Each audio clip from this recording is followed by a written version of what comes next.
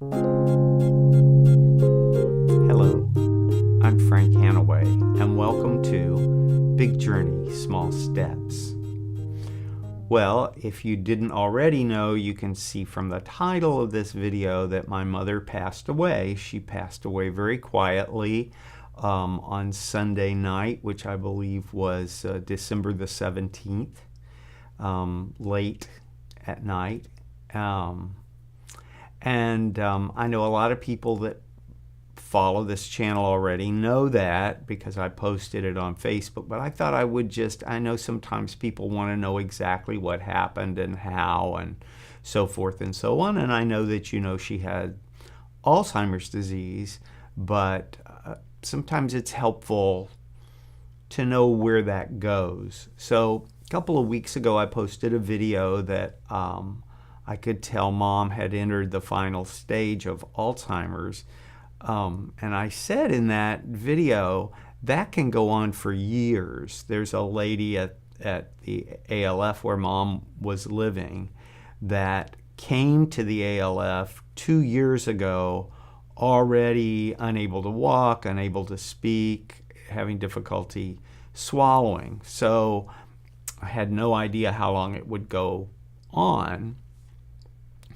But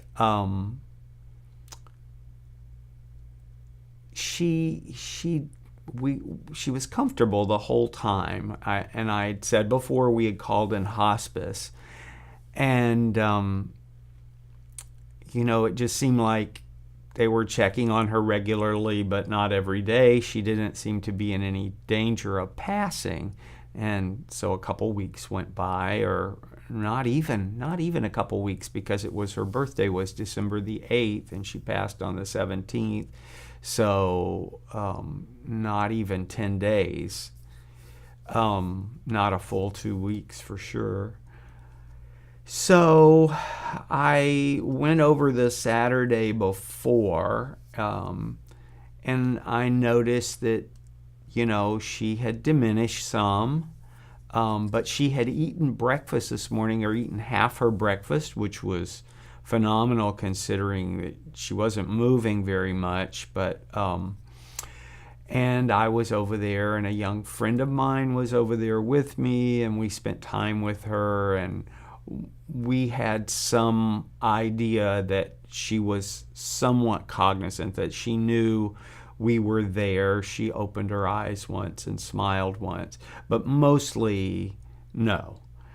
So the next day I went back on Sunday morning, and she was in distress. She was making a little repetitive noise, and she had a rattle in the back of her throat, which I have heard before, which can generally indicate somebody is close to passing.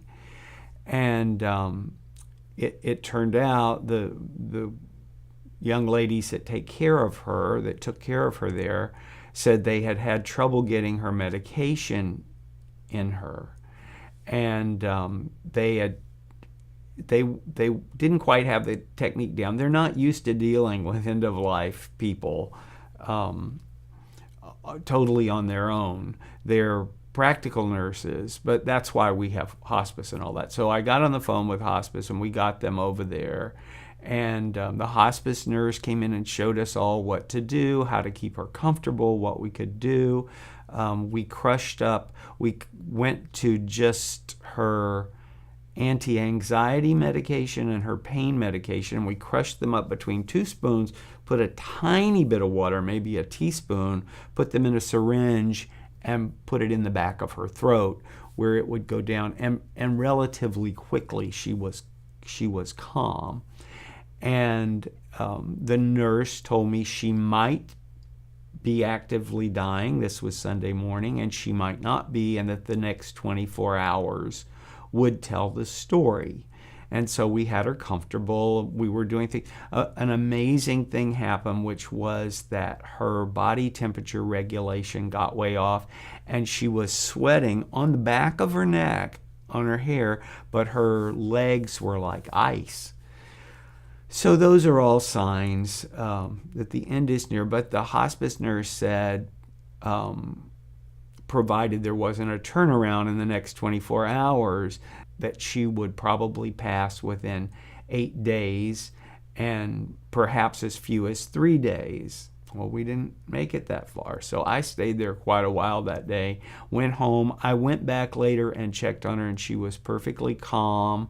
We were putting cold compresses on her where she was hot and keeping the other parts covered to kind of regulate her body temperature. But she was not responsive at all, verbally or any other way. But she was breathing, and she was breathing heavily.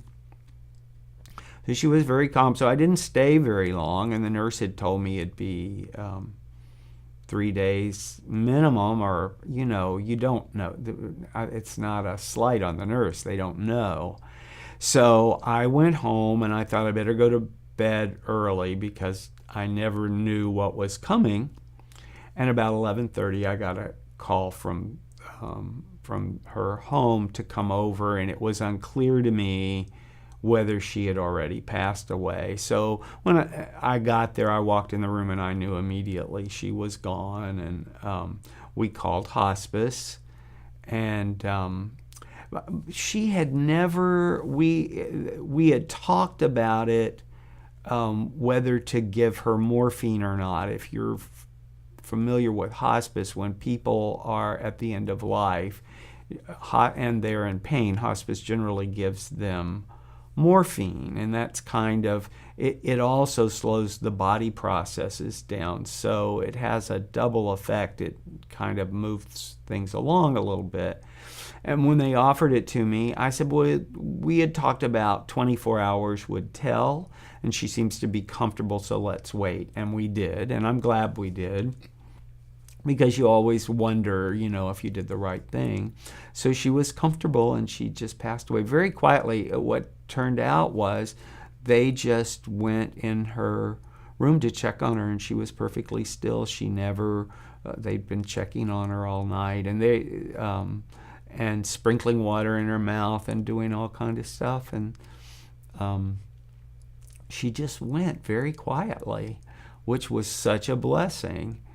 And so hospice came, and it was all taken care of. So on Wednesday, December the 27th, we're going to have her memorial at the Methodist Church, where she was a member for 80 years. Well, she attended from the time she was 7, which makes 80 years, and I think she officially joined the church, which is something they do in the Methodist Church, at the age of 12. But she played piano there and everything. So we're having it in the church, and we're going to sing and sing and sing. And I'm going to feature the 4 passages that my mother used for passage meditation. I don't know if I've ever mentioned this in one of my videos, but 3 days before my brother died, my mother started passage meditation. And until about a year ago, she did it religiously twice a day until she got to where she couldn't, or if she was in the hospital, sometimes she wasn't able to do it. But she meditated at first on the St. Francis prayer, on the 23rd Psalm, and the Lord's Prayer, which are all things that our teacher Ish Warren recommended.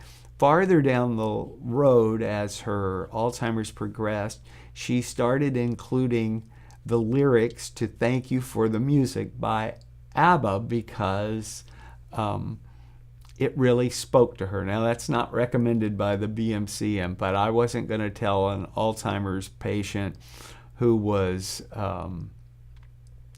doing really well just to be meditating and praying that wasn't an authorized passage, and it meant so much to her. So we're going to open with the St. Francis prayer. The minister will talk about the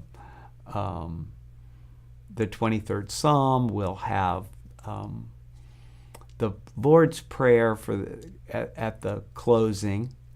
And then the very last thing we're going to do is sing Thank You for the Music by ABBA, which would just make my mother deliriously happy.